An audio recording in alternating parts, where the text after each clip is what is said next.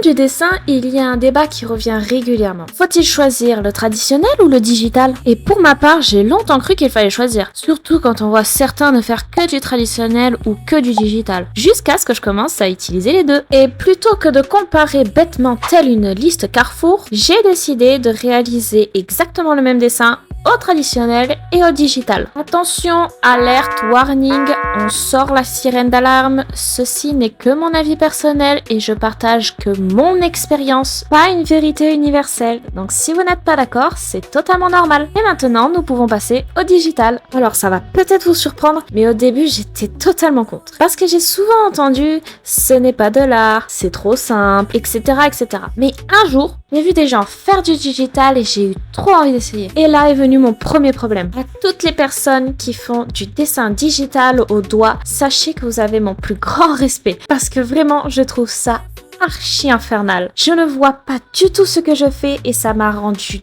dingue. Puis vient le jour qui a changé ma vie où j'ai eu ma tablette graphique. Pour ma part, j'aime bien parce que je peux recommencer à l'infini, changer, tester les couleurs super facilement et en plus de ça, je peux même dupliquer les éléments. Il y a également pas besoin de faire de mélange de couleurs, contrairement au traditionnel. Et en plus de ça, il y a plein d'outils pour faire des effets d'ombre ou de lumière. Enfin bref, je me permets aussi également d'y aller plus facilement à l'impro, même si j'avoue que ça me pénalise énormément parce que de base je cherche toujours à faire un croquis nickel avant de colorier, mais au digital j'ai plus de difficultés à faire ça parce qu'en fait je sais très bien que mon cerveau part du principe que j'ai pas besoin de m'emboucaner à faire exactement cette chose qui va me prendre 2h30 alors que plus tard si jamais elle ne convient pas, je pourrais toujours la changer super facilement quoi. Par contre, au digital, il y a un truc qui m'énerve, mais au plus haut point, c'est les calques. Alors certes, c'est très pratique, mais quand tu oublies le trait et que t'as 300 calques qui se suivent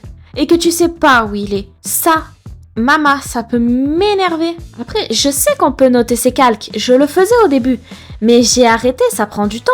Écoutez, n'hésitez pas à me dire en commentaire qui nomme ces calques. J'ai hâte de savoir qui le fait et qui le fait pas vraiment. Voici le résultat pour la partie digitale. Et après avoir réalisé tous ces dessins en digital, je me suis demandé ce que je pouvais bien ressentir au traditionnel. Et je me permets de mettre pause car j'aurais adoré vous montrer tout le processus du dessin traditionnel. Mais j'ai malheureusement perdu les rushs. Heureusement, cette expérience, je l'ai vécue et j'ai pris énormément de notes pendant que je l'ai dessiné. Et du coup, je vais vous raconter ce que j'ai ressenti. J'ai toujours dessiné au traditionnel et mes échecs, mes apprentissages, mes créations, je n'ai jamais utilisé le numérique avant. Mais je me rendais pas compte de mes ressentis. Je m'applique à faire un croquis fidèle car je pourrais pas recommencer, changer ou bouger les éléments facilement. Étant donné que je dois effacer pour recommencer. Car même si la gomme mie-de-pain est très efficace, il faut quand même plus réfléchir. Et à quelle couleur va être à quel endroit? Pour ma part, j'ai aussi plus de facilité avec l'anatomie, car j'aime sentir les sensations du pinceau sur ma toile et ça m'aide à savoir où je vais. En plus de ça, j'ai une vision d'ensemble de ma toile, contrairement au digital où on passe son temps à agrandir ou dézoomer. Par contre, faut faire attention aux quantités, car j'ai mis trop de peinture et du coup, je ne voyais absolument plus mon croquis. Et d'ailleurs, tout dépend le matériel qu'on utilise, on peut même faire gondoler la feuille.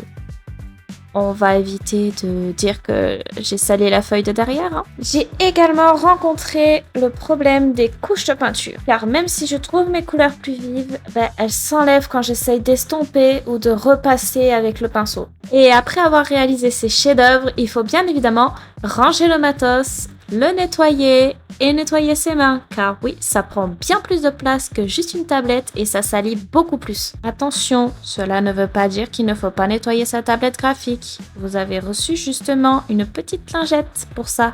Alors oui, vu comme ça, on pourrait dire que le digital est meilleur que le traditionnel, car j'ai trouvé moins de points négatifs, mais il y a quelque chose que je retrouve davantage au traditionnel. C'est les sensations et les émotions que je mets plus facilement dans mes toiles. Effectivement, je vais pas dire le contraire, le digital est un gain de temps et il est plus pratique à transporter, contrairement à quelques affaires traditionnelles. À ma grande surprise, je n'ai aucune préférence, j'aime autant dessiner en digital qu'en traditionnel. Et après avoir réalisé ces dessins, je me rends encore plus compte que j'ai cherché la mauvaise réponse. Le digital et le traditionnel ne s'opposent absolument pas. Ils se complètent. Le digital me donne une manière de dessiner en osant. Le traditionnel me rappelle pourquoi j'aime dessiner et les sensations qu'il me procure. Donc moi, je vous dirais simplement de faire ce que vous aimez faire.